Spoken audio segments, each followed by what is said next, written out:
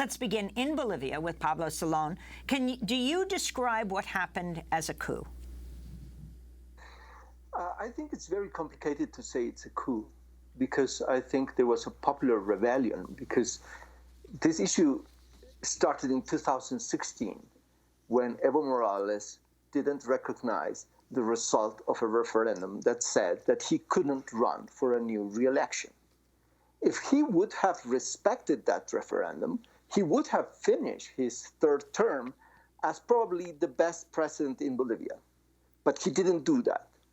He forced that the Constitutional Tribunal did a statement saying that it was a human right to run for new elections. And then we have the elections of the 20th of October, where there was definitely fraud. We have so many evidences here, so many reports from different institutions, not only OAS saying it, that of course the population went to the streets. It was massive, and it has lasted for 20 days. So to say this is a coup d'etat planned by the White House, the right-wing forces, fascist forces, I think it's to make a caricature of what is really happening. Now, who's going to take advantage of this situation are going to be right-wing forces, is going to be the imperialism of North America. But who created this crisis, I think, was this addiction to power that Evo Morales and his party began to have during the last years.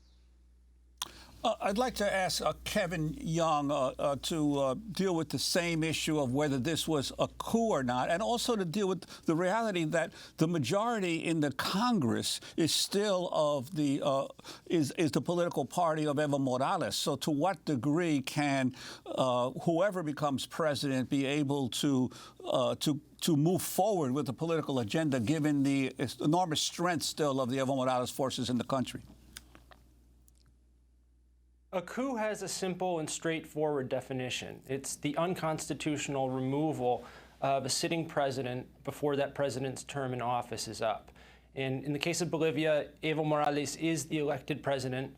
His term isn't due up until January 21st of 2020.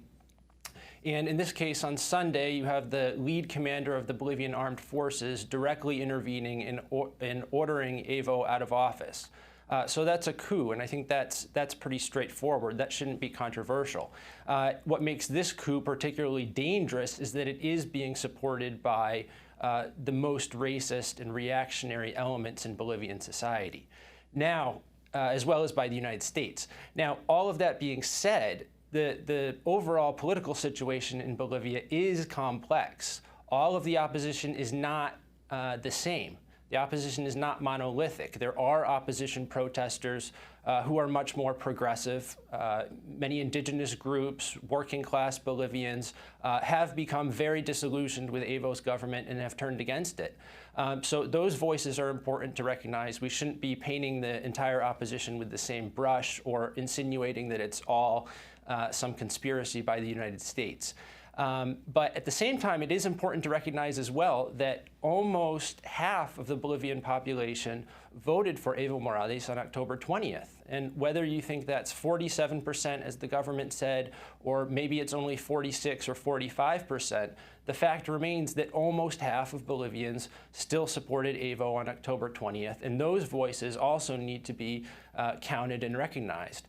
They may have criticisms of the government, many of them do, and I know some of them, but they're not supporting the coup because they fear that a right-wing government is really going to roll back some of the progressive gains that have been made in the last 13 years. And in an immediate sense, they're fearful of right-wing violence in the streets, which is happening and which is targeting particularly indigenous Bolivians.